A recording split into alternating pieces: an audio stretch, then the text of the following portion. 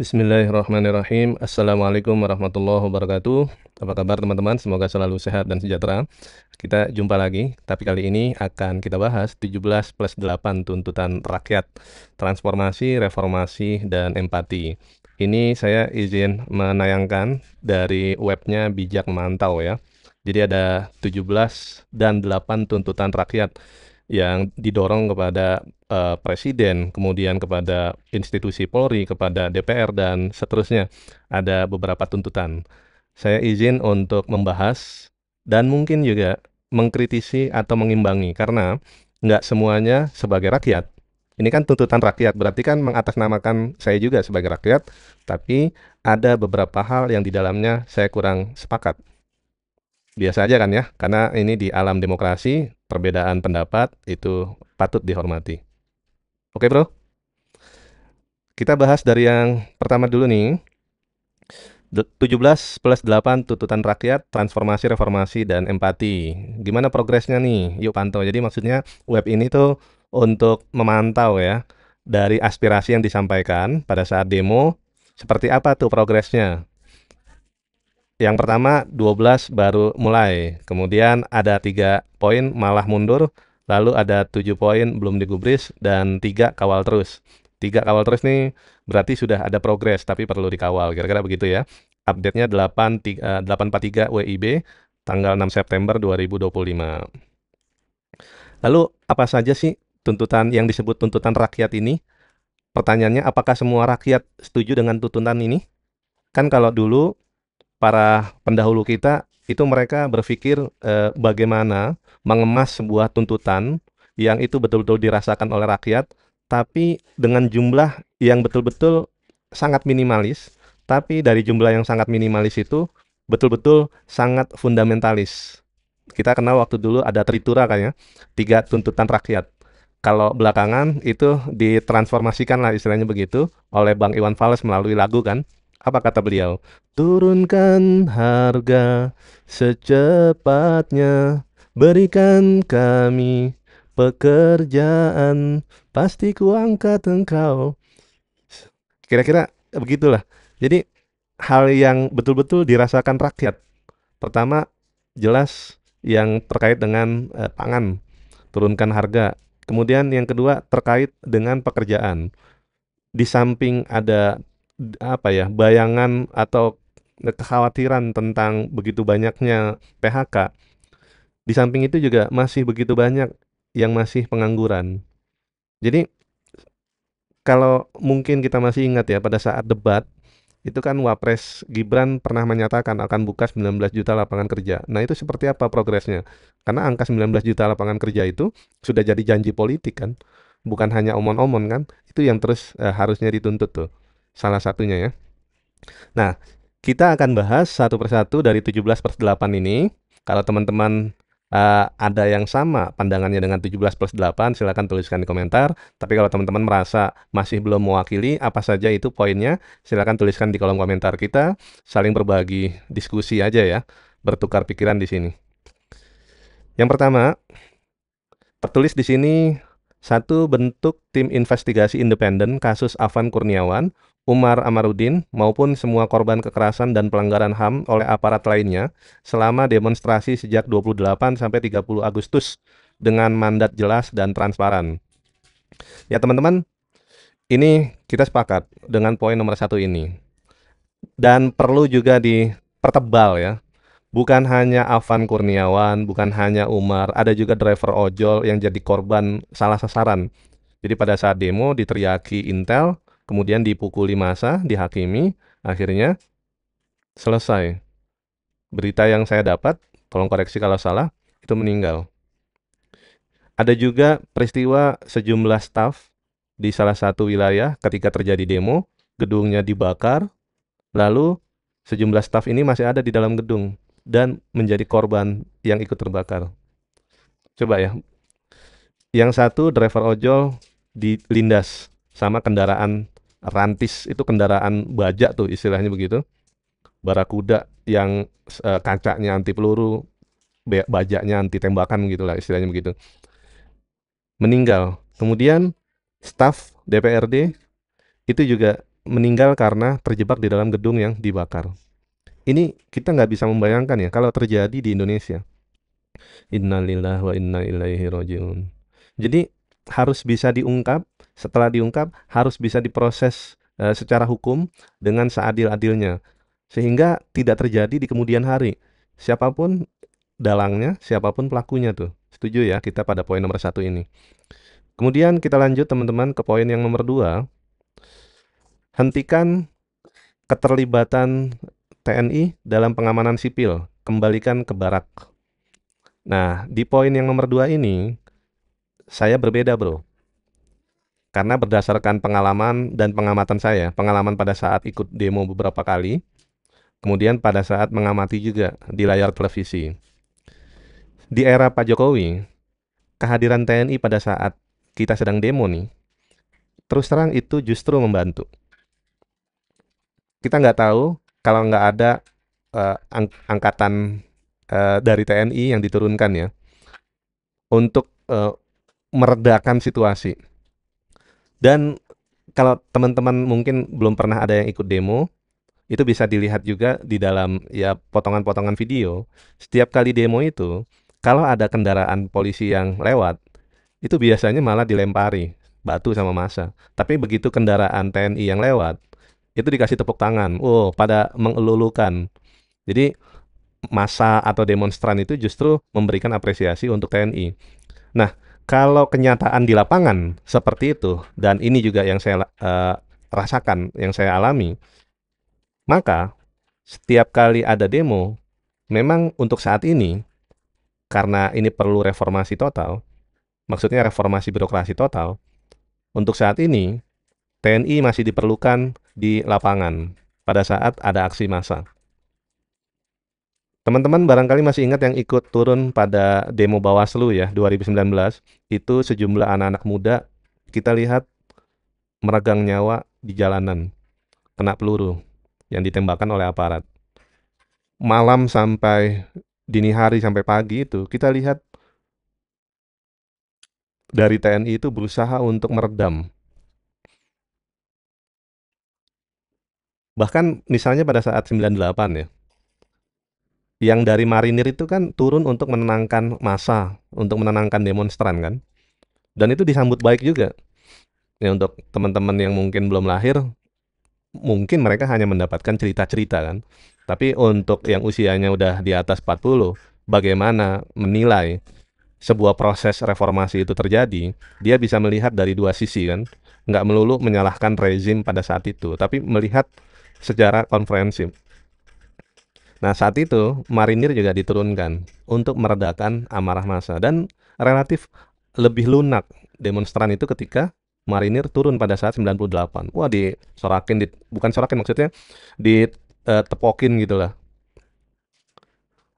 Dan kalau anggapannya pada saat itu hanya tentara saja yang bermain senjata di 98, enggak kok. Teman-teman bisa cek video-videonya, arsip-arsip tahun 98 itu, pada saat demo, misalnya peristiwa Trisakti, tanggal 14 Mei 98, itu kan awalnya ada mimbar bebas di kampus, karena jumlahnya begitu banyak, antusias itu sampai melebar ke jalan. Dosen orasi, mahasiswa orasi, sampai akhirnya mereka ingin menyampaikan aspirasinya ke gedung DPR. Mulailah Long March. Pada saat Long March itu, rombongan mahasiswa bersama para dosen ini ditahan oleh aparat kepolisian pada saat itu. Dulu kan ABRI sama polisi masih jadi satu institusi ya, TNI Polri itu. Nah itu yang hadang aparat polisi. Tidak terjadi kesepakatan, mahasiswa dan dosen tidak diizinkan untuk terus melanjutkan long march-nya ke gedung DPR. Akhirnya keduanya sepakat nih di depan kantor wali kota Jakarta Barat ya. Keduanya sepakat untuk tarik mundur, polisi diminta mundur, dan massa demonstran juga diminta untuk mundur. Tapi memang dalam sebuah aksi massa selalu muncul provokator ya. Nah, provokatornya itu muncul entah ini dari unsur benar-benar mahasiswa atau ada agen di situ. Jadi meneriak, dia membuat sebuah kalimat-kalimat provokatif yang memancing. Nah, ini ketahuan nih, coba diisolasi sama kalangan mahasiswa nih, bahwa ini nih provokator. Dikejar, dia tuh larinya ke barisan aparat. Dari aparat juga itu juga kalau kita ikuti beritanya, itu juga membalas kalimat provokasi tersebut hingga akhirnya yang tadinya dua-duanya udah mau tarik mundur, udah sepakat tarik mundur nih. Akhirnya terjadi kericuhan, muncul ketegangan dan disitulah akhirnya untuk menenangkan massa muncul tembakan gas air mata. Sampai akhirnya itu aparat merangsek ke kampus dan kita tahu mahasiswa Trisakti itu kalau tidak salah sedikitnya ada 4 orang yang jadi korban meninggal terkena tembakan. Kalau dari hasil yang kita baca, pelurunya itu peluru tajam. Tapi pihak kepolisian sudah menyatakan bahwa mereka yang bertugas di lapangan itu nggak dibekali peluru tajam, hanya peluru karet. Nah, saya ingin mereview sedikit bahwa mengembalikan TNI ke barak itu bukan berarti pada saat 98 polisi nggak ada di lapangan. TNI pada saat itu dan polisi juga berada di lapangan untuk mengamankan massa. Dan pada saat peristiwa Trisakti, tembakan-tembakan itu dari aparat kepolisian di antaranya. Walaupun ada juga tentara-tentara yang masuk kampus. Misalnya saat itu kan selain di Trisakti ada di Atmajaya gitu ya. Ya, jadi saya mau fokus saja ke yang sejak pengalaman dari demo yang saya ikuti sejak di eranya Pak Jokowi, kehadiran TNI justru membantu demonstran untuk dalam tanda kutip melindungi. TNI itu turun ke ke jalanan itu tanpa senjata kan, mereka hanya mengimbau aparat untuk meredakan tembakan gitulah ya. Dan beberapa kali kan itu juga jadi korban kan, korban misalnya kena gas air mata gitu. Jadi poin nomor 2 tuntutan ini, saya sebagai rakyat, saya nyatakan, mohon maaf, saya kurang sepakat. Sampai saat ini saya masih sepakat TNI tetap perlu ada di ruang-ruang atau mimbar-mimbar demokrasi di jalanan. Karena ketika terjadi kericuhan, TNI adalah satu-satunya aparat di lapangan itu yang bisa kita jadikan dalam tanda kutip perlindungan. Kita nggak usah jauh-jauh lah ya. Pada saat akhir Agustus saja demonya tuh, coba kita lihat yang meredakan situasi itu TNI. Ketika mobil TNI, pasukan TNI datang itu kan disambut, ya kan? Itu artinya itu kan rakyat. Yang demo itu kan rakyat. Itu kan artinya rakyat prefer kepada TNI. Maka kalau ada seruan-seruan TNI kembali ke barak, saat ini nanti dulu sampai semuanya betul-betul bisa lebih soft dalam penanganan massa. Karena institusi TNI adalah satu-satunya institusi yang paling berhasil melakukan reformasi sebagai tuntutan dari reformasi, yaitu reformasi birokrasi TNI itu. Nah sekarang untuk yang dalam tanda kutip memasukkan tuntutan ini supaya TNI jangan ada di ruang-ruang pada saat publik menyampaikan orasi atau demonstrasi, apakah mereka juga berbicara pada saat polisi itu menempati begitu banyak jabatan-jabatan yang itu akhirnya jadi anekdot di media sosial. NKRI itu diplesetkan jadi Negara Kepolisian Republik Indonesia kan. Untuk urusan macam-macam, Pindad, sampai urusan sepak bola itu ada polisinya. Untuk kepala-kepala daerah yang ditunjuk langsung itu juga banyak. Nah, mereka ini apakah juga berbicara pada saat itu? Kok fokusnya ketika TNI hadir untuk meredakan sebuah situasi yang chaos, tampil secara simpatik, dan pada saat hadirnya itu dibanggakan oleh rakyat, dilulukan, kok diminta kembali ke barak? Bukan saatnya untuk saat ini. Nanti kalau pihak kepolisian melakukan reformasi birokrasi yang sama, sudah betul-betul tahu untuk posisinya, bertindak secara arif, bijaksana, lemah lembut, empati, tidak ada kekerasan lagi, mungkin bisa kita sarankan ini ya. Bahkan bisa kita tuntut supaya kembali karena Pada saat demo udah nggak ada lagi tuh yang sampai korban jadi meninggalkan nggak 1, 2, 3 gitu. Ya, saya karena pernah ikut sama kawan-kawan pada saat demo Bawaslu ya. Itu ya Allah, nangis ngelihatnya. Ya teman-teman mungkin kalau nggak ikut agak sulit untuk ngerasakan ya. Lihat aja videonya demo Bawaslu 2019. Itu berapa korban anak-anak muda yang jadi eh, berakhir hidupnya tuh. Dan pada saat itu lihat kehadiran TNI itu untuk meredakan. Nomor 3 nih teman-teman, bebaskan seluruh demonstran yang ditahan dan pastikan tidak ada kriminalisasi demonstran. Di sini kalimat seluruh demonstran, terus terang saya kurang sepakat. Karena gini ya, demo pada akhir Agustus yang lalu itu kan berujung satu pembakaran yang sampai akhirnya menimbulkan korban nyawa beberapa. Yang kedua, penjarahan. Nah, pelaku-pelaku ini apakah dengan serta-merta dibebaskan? Kalau dengan serta-merta dibebaskan, nanti pada saat ada aksi berikutnya, dia mencuri-curi lagi maksudnya mencuri-curi itu masuk ke dalam rombongan massa, melakukan aksi anarkis lagi, terus bebas lagi begitu. Nah, di sini kita perlu melihat secara adil, kalau memang itu jadi pelaku-pelaku yang penjarahan, kerusuhan, kemudian pembakaran, ya ditindak sesuai hukum yang berlaku aja. Begitu ya. Jadi kata seluruhnya ini menurut saya sebagai rakyat, karena ini mengatasnamakan tuntutan rakyat, tidak tepat. Ya. Bukan seluruh, perlu dicek lagi. Gitu ya. Kemudian yang keempat nih teman-teman, tangkap, adili, dan proses hukum secara transparan para anggota dan komandan yang memerintahkan dan melakukan tindakan kekerasan. Ini saya setuju.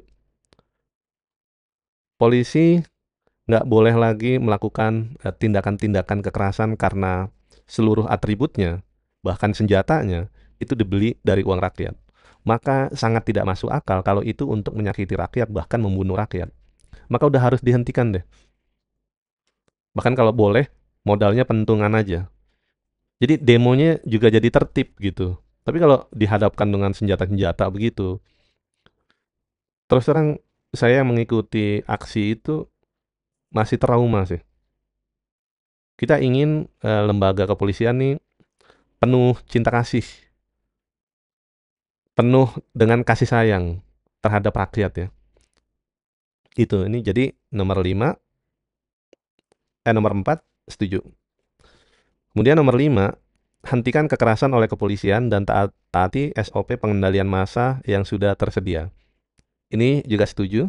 Jadi dari pihak Dalmas polisinya itu lebih humanis lagi. Itu udah karena saya ngeliat gini ya, di salah satu video itu ketika ada demo, ada seorang polisi yang datang itu malah ditepokin gitu. Karena dia tahu polisi itu baik tuh. Jadi jangan karena ada polisi-polisi yang baik begitu yang misalnya tiap bulan menyisihkan gajinya ke gunung-gunung, membagikan sembako ke lansia, ke yang sudah janda, ke anak-anak yatim, itu kan ada video-videonya tuh. Kalau nggak salah saya pernah lihat itu di Yogyakarta ya. Di Sulawesi, misalnya di Makassar ada profil-profil yang seperti itu juga. Jadi jangan sampai kebaikan-kebaikan yang seperti itu tertutupi dari kebrutalan aparat pada saat menangani aksi massa. Kan enak ya kalau ibaratnya tuh sejuk gitu ya, tanpa harus muncul lagi di masa mendatang korban meninggal. Sedih kita. Jadi ini setuju nomor 5. Yang nomor 6, bekukan kenaikan gaji atau tunjangan anggota DPR dan batalkan fasilitas baru. Ini juga setuju, tapi bukan hanya DPR loh, ya. Jadi seluruh penyelenggara negara, mulai dari eksekutif, legislatif, dan yudikatif, itu harus dirancang ulang gaji dan tunjangannya supaya masuk akal dengan rata-rata penerimaan dari masyarakat Indonesia.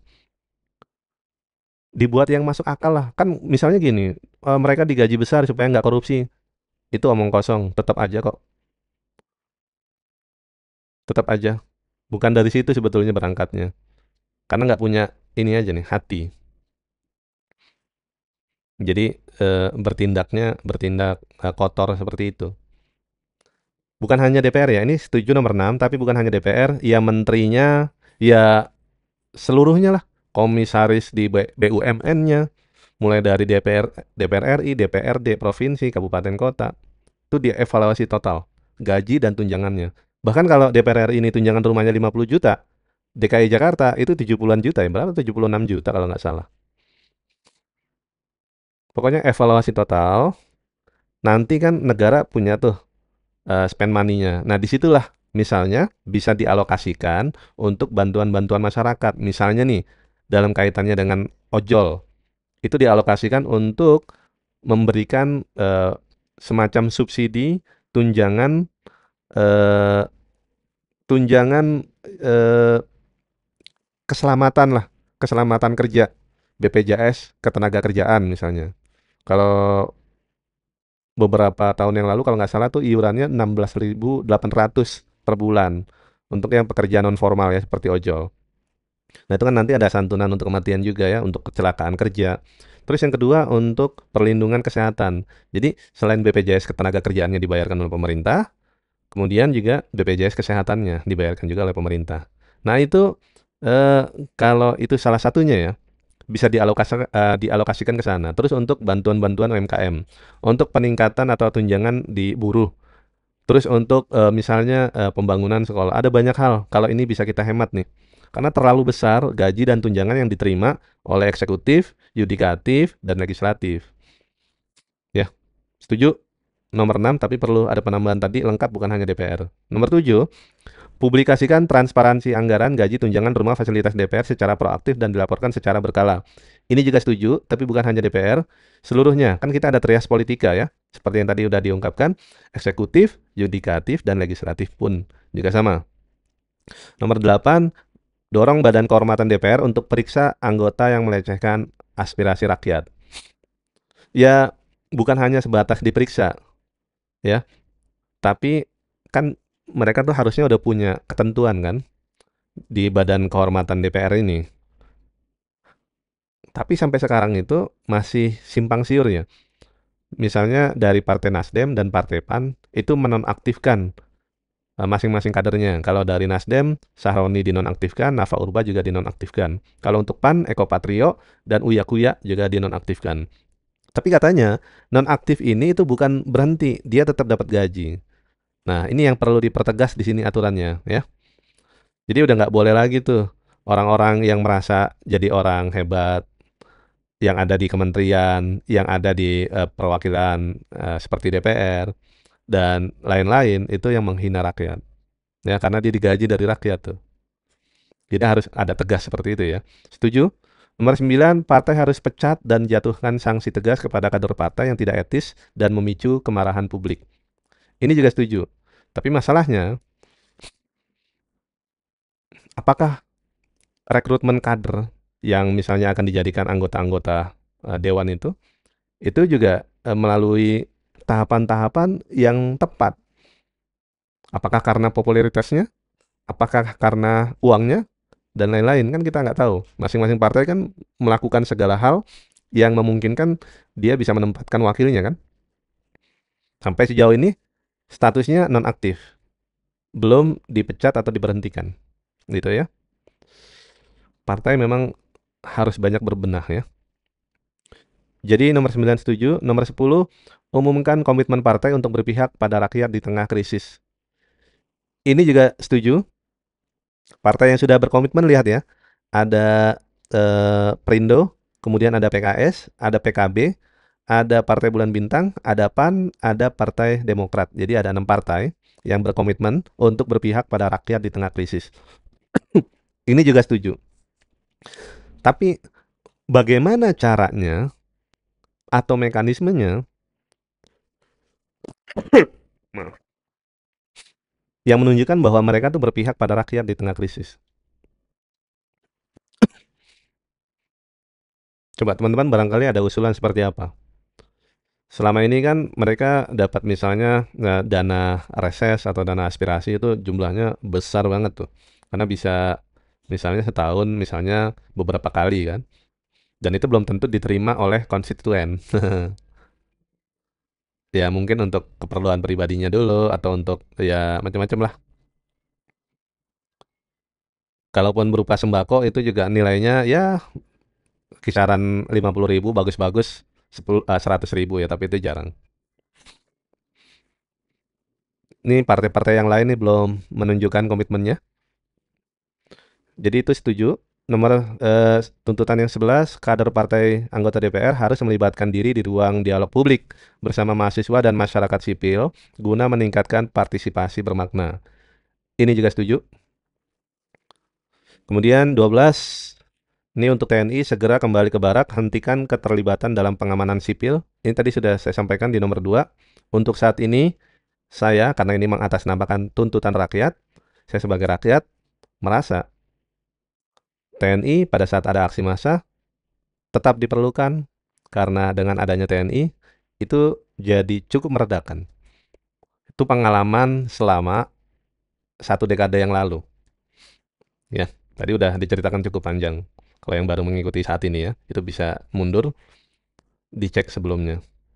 Jadi di sini perbedaannya. Saat ini belum. Sampai kepolisian itu melakukan reformasi birokrasi, nanti supaya lebih humanis, nggak ada lagi muncul korban, apalagi sampai meninggal. Baru nggak ada diperlukan lagi TNI ke arena-arena demonstrasi ya, untuk pengamanan sipil. Karena sampai demo di akhir Agustus kemarin, ketika TNI datang, itu rakyat bersorak. Maksudnya mengeluh-elukan, bertepuk tangan, gitu. Itu artinya TNI masih diperlukan. Ya, clear ya. Kemudian 13, tegakkan disiplin internal agar anggota TNI tidak mengambil alih fungsi Polri. Nggak ada yang ngambil kok. Kalau kita perhatikan dan kalau misalnya kita ikut ke dalam aksi massa ya, TNI nggak ambil peran. TNI nggak pakai senjata, turun. TNI cuma angkat tangan untuk meredakan situasi. Itu. Membangun sebuah aksi yang simpatik. Untuk polisinya diminta untuk meredakan tembakannya, untuk rakyatnya diminta untuk tenang, nggak melakukan kegiatan-kegiatan provokasi dan kegiatan-kegiatan anarkis. Itu kok, ya. Kemudian 14, komitmen publik TNI untuk tidak memasuki ruang sipil selama krisis demokrasi. Ini kalau kita perhatikan ya, ini sudah ada 4 yang disorot ke TNI. Buat saya, sebenarnya ada masalah apa sih dengan TNI? Ya, bahwa TNI di masa lalu itu punya catatan, ya itu memang demikian. Tapi pasca reformasi kan kita bisa lihat progresnya. Yang tadi saya sudah sampaikan, kalau kita baca, TNI adalah institusi yang berhasil untuk melakukan reformasi birokrasi, membenahi dirinya tuh,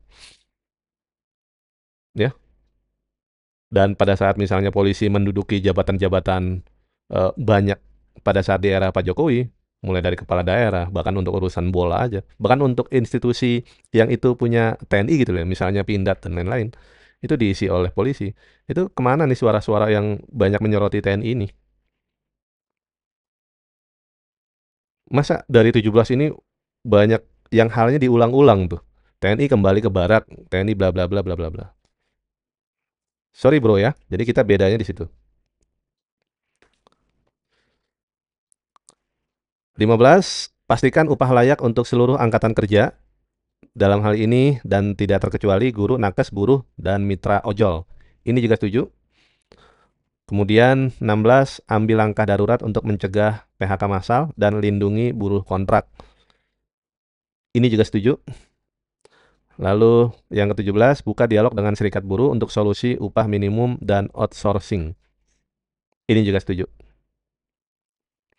Nah, ini poinnya ada 17 plus 8. Nah, 8-nya ini 1, bersihkan dan reformasi DPR besar-besaran, lakukan audit independen yang diumumkan ke publik, tinggikan standar prasyarat anggota DPR, tolak mantan koruptor, dan tetapkan KPI, ya, indikator kerja lah begitu ya, Key Performance Indicator, untuk evaluasi kinerja. Hapuskan perlakuan istimewa, misalnya pensiun seumur hidup, transportasi, dan pengawalan khusus, dan pajak ditanggung APBN. Jadi memang DPR ini punya banyak tunjangan ya. Tunjangan kehormatan. Jadi kehormatannya itu dibayar tuh, pakai tunjangan. Kemudian tunjangan PPH. Jadi pajaknya aja ada tunjangan. Ada banyak tunjangan. Tapi sekali lagi seperti yang awal tadi, bukan hanya legislatif ya, eksekutif dan yudikatif itu harus dibenahi juga. Reformasi besar-besaran juga. Karena misalnya di eksekutif ada menteri, ada wakil menteri, bukan cuma satu, wakil menterinya ada banyak. Belum lagi perekrutan atau pemilihan untuk komisaris BUMN dari ya circle-nya. Udah nggak ada lagi bicara tentang ya sistem-sistem meritokrasi, kedekatan lah. Ini setuju, tapi ada tambahan tadi. Nomor dua, reformasi partai politik dan kuatkan pengawasan eksekutif. Partai politik harus mempublikasikan laporan keuangan pertama mereka dalam tahun ini, dan DPR harus memastikan oposisi berfungsi sebagaimana mestinya. Ini terus terang, ini bakal mandek, karena apa ya, capek kalau ngomongin partai politik nih. Jadi makanya keterangan ini belum ada update. Coba, bagaimana nih? Karena itu kan berdasarkan kehendak kan. Tapi orang-orang partai politik ini yang ketua umumnya memegang pengaruh langsung, mau gak melakukan reformasi partai politik? Misalnya, sampai saat ini kan memang pahit, tapi harus kita akui karena ada di depan mata. Bagaimana pemilihan ketua umum, wakil ketua umum, jadi orang-orang yang ada di puncak pemimpin partai politik, yaitu kan anaknya ada garis dengan orang tuanya. Kalau ngomongin siapa-siapanya nggak enak kan ya. Tapi kita tahu siapa yang jadi ketua partai itu ya nggak bisa orang-orang biasa seperti kita. Mesti orang tuanya siapa, pernah jadi presiden misalnya. Ya, jadi partai politik walaupun dia sebuah institusi publik, tapi udah kayak institusi keluarga jadinya. Karena yang ada di keluarga itulah yang megang puncak-puncak pimpinan tertinggi. Makanya ini kemungkinan akan sulit. Kemudian yang ketiga, susun rencana reformasi perpajakan yang lebih adil. Pertimbangkan kembali keseimbangan transfer APBN dari pusat ke daerah. Batalkan rencana kenaikan pajak yang memberatkan rakyat. Dan susun rencana reformasi perpajakan yang lebih adil. Ini masalah pajak ya. Apapun itu kena pajak dari yang dipungut dari rakyat. Tapi untuk orang-orang kelas kakap, malah diampuni loh pajaknya. Kan aneh ya. Jadi untuk rakyat jelata itu banyak dituntut pajaknya, untuk orang-orang kelas kakap diampuni pajaknya. Logikanya sebenarnya secara logika sederhananya nggak masuk akal. Tapi itulah yang diterapkan oleh pemerintah selama ini supaya tetap ada pemasukan pajak walaupun ya mereka kalau ya macam-macam lah, tax amnesty, tax holiday, pokoknya istilah-istilah tuh yang nggak apa ya, yang mengenakan lah istilahnya begitu. Perbedaan perlakuan antara orang kaya dan orang miskin. Dan itu dilakukan oleh negara. Harusnya orang-orang kelas kakap itu yang justru pajaknya yang paling besar. Karena uang yang mereka dapatkan paling banyak di negara ini kan. Dari fasilitas yang diberikan oleh negara ini. Misalnya fasilitas lahan. Macam-macam lah ya. Jadi ini setuju. Kemudian yang keempatnya, sahkan dan tegakkan UU Perampasan Aset Koruptor. DPR harus segera mengesahkan RUU Perampasan Aset dalam masa sidang tahun ini untuk menunjukkan komitmen serius memberantas korupsi, diiringi dengan penguatan independensi KPK dan UU Tipikor. UU Perampasan Aset ini setuju, walaupun sebetulnya kalau mental-mental penegak hukumnya, misalnya ada oknum-oknum yang ya, contoh nih ya, kayak kasus Noel ya, Wamenaker. Itu kan dia kasus penerbitan sertifikat K3 kan? Apa tuh K3? Kebersihan, keselamatan, dan apa ya gitu ya, K3 untuk perusahaan. Nah, ada penyelewengan kan? Apalagi misalnya tentang yang kayak gini nih, aset nih. Wah, asetnya banyak sekali nih kalau disita nih. Akhirnya terjadi kong kali kong. Mungkin itulah yang salah satunya menjadi faktor agak tersendat tuh, nggak maju RUU perampasan aset ini karena masih ada takut-takut jangan-jangan nanti karena masih ada mental-mental yang seperti itu diselesaikannya yang harusnya ini kena sita jadi enggak gitu macam-macam lah. Jadi kembali lagi ke mental penegakan hukumnya ya. Kemudian yang kelima nih teman-teman, tapi yang keempat ini tetap setuju RUU perampasan aset disahkan. Nanti kita lihat aja siapa tuh yang setuju. Di sini belum ada ininya ya. Karena ini aturannya dibuat antara pemerintah dan DPR kan ya. Kemudian yang kelima, reformasi kepemimpinan dan sistem di kepolisian agar profesional dan humanis. DPR harus merevisi UU Kepolisian, desentralisasi fungsi polisi, ketertiban umum, keamanan, dan lalu lintas dalam 12 bulan sebagai langkah awal. Ini status belum ada update, tapi setuju. Harus seperti TNI yang bisa mereformasi dirinya secara cepat dan menyeluruh. Ini harus nih, karena udah begitu banyak korban. Dan kalau kita mau cek misalnya peristiwa di KM 50, itu juga sangat amat memprihatinkan. Kalau ini direformasi, direvisi UU-nya, maka akan tampil penegak hukum yang lebih humanis, yang lebih cinta kasih kepada rakyat. Itu pengen banget membayangkan itu bisa terwujud ya, mengimajinasikan tuh. Mudah-mudahan ya. Kemudian yang keenam, TNI kembali ke barak tanpa pengecualian. Pemerintah harus mencabut mandat TNI dari proyek sipil seperti pertanian skala besar atau food estate tahun ini dan DPR harus merevisi UU TNI. Nah, ini berarti udah 5 poin nih dari 17+8 yang disorot ke TNI dan selalu mengulang kembali ke barak. Ada masalah apa sih sebetulnya? Tadi udah saya jelaskan ya. Untuk saat ini, sebelum terjadi reformasi di tubuh kepolisian, pada saat aksi massa, ini berdasarkan pengalaman pribadi saya sebagai bagian dari rakyat, karena ini mengatasnamakan tuntutan rakyat. Dan kalau kita lihat juga video-videonya pada saat aksi massa, TNI pada saat ada di lokasi aksi demonstrasi, itu justru memberikan suasana yang lebih nyaman untuk para demonstran. Ya, itu faktanya loh, itu kenyataannya.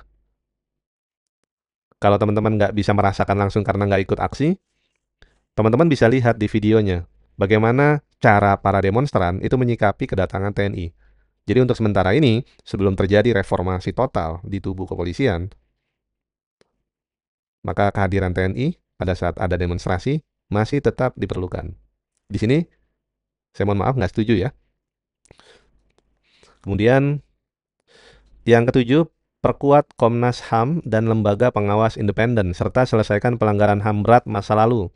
DPR harus merevisi UU Komnas HAM untuk memperluas kewenangannya terhadap kebebasan berekspresi. Presiden harus memperkuat Ombudsman dan Kompolnas. Ini statusnya belum ada update. Tapi terus terang ya, Komnas HAM ini ya gimana ya mau bilang ya. Ada ada banyak kasus yang itu melanggar hak asasi manusia, tapi harapan kita kepada Komnas HAM ini nggak terwujud. Yang harapannya bisa melakukan secara outstanding ya, tapi nggak terwujud nih. Ya, walaupun begitu tetap setuju perkuat Komnas HAM. Ya. Yang kedelapan, tinjau ulang kebijakan sektor ekonomi dan ketenaga kerjaan, tinjau serius kebijakan PSN dan prioritas ekonomi dengan melindungi hak masyarakat adat dan lingkungan, evaluasi UU Cipta Kerja yang memberatkan rakyat, khususnya buruh, evaluasi audit total, evaluasi audit tata kelola dan antara dan BUMN. Ini status juga belum ada update, tapi ini juga setuju ya. Sebenarnya eh, ada ini ya apa namanya? Ini statusnya belum ada update. Jadi kalau di total di sini yang belum digubris itu masih ada 7 poin ya. Yang baru mulai berjalan ada 3 poin, tapi perlu dikawal terus. Yang terjadi kemunduran ada 3 poin, dan yang baru dimulai ada 12 poin. Kesimpulannya 17/8 tuntutan rakyat setuju, walau ada sedikit perbedaan. Dan perbedaan dalam ruang demokrasi adalah hal yang harus dihormati ya. Setuju ya, Bro? Hmm. Kira-kira itu saja, teman-teman. Mohon maaf kalau ada hal yang kurang berkenan. Kalau ada yang keliru, silakan tuliskan untuk koreksinya. Terima kasih yang sudah membersamai. Wabillahi taufik wal hidayah. Wallahul muwafiq ila aqwamit thoriq. Wassalamualaikum warahmatullahi wabarakatuh.